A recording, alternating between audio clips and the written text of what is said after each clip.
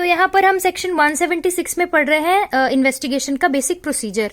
जब भी officer in charge को इन्फॉर्मेशन रिसीव्ड होती है या अदरवाइज उसे सस्पेक्शन है कोई ऑफेंस हुआ है, तो अगर वो एम्पावर्ड है सेक्शन 175 में, तो इमीडिएटली एक रिपोर्ट बनाकर भेज देगा मजिस्ट्रेट को सेक्शन 176 में। और एक और रिपोर्ट होती है जिसे हम चालान कहते हैं, पुलिस रिपोर्ट, वो सेक्शन 193 में होती है। और फिर वो प्रोसीड करेगा या तो इन पर्सन या तो फिर कोई सबऑर्डिनेट को डिप्यूट करेगा, प्रोवाइडेड अगर उससे लगता है कि सीरियस ऑफेंस नहीं है तो वो डिप्यूट कर देगा। अगर उससे लगता है कि कोई ग्राउंड ही नहीं है इन्वेस्टिगेशन का तो वो इन्वेस्टिगेट ही नहीं करेगा, दो it is a loop hole and may be misused.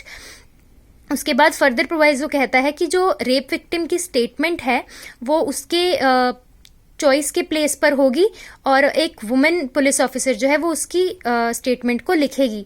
ये बात हमने पढ़ी थी सेक्शन 173 के सबसेक्शन 1 के प्रोवाइजो में भी, उसके बाद फर्दर प्रोवाइजो के क्लॉज ए में भी। हालांकि यहाँ पर यह भी लिखा गया था क्लॉज बी में कि उसकी स्टेटमेंट की वीडियोग्राफी की जाएगी।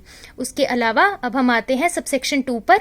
अगर इन किसी भी स्टेप्स को फॉलो नहीं किया जाता है इन्वेस्टिगेटिंग ऑफिसर के द्वारा तो वो रिपोर्ट बनाएगा, उसके रीजंस रिकॉर्ड करेगा। जो भी डीडीआर होगी उसे फोर्टनाइटली भेजेगा मजिस्ट्रेट को।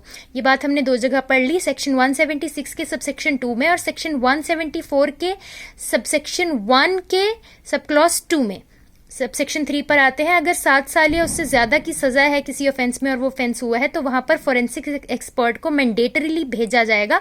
फोरेंसिक इन्वेस्टिगेशन जो है उसे मैंडेटरी बनाया गया है, प्रोवाइडेड अगर स्टेट के पास ऐसी अवेलेबिलिटी नहीं है तो वो किसी और स्टेट की फैसिलिटी को नोटिफाई करेगा।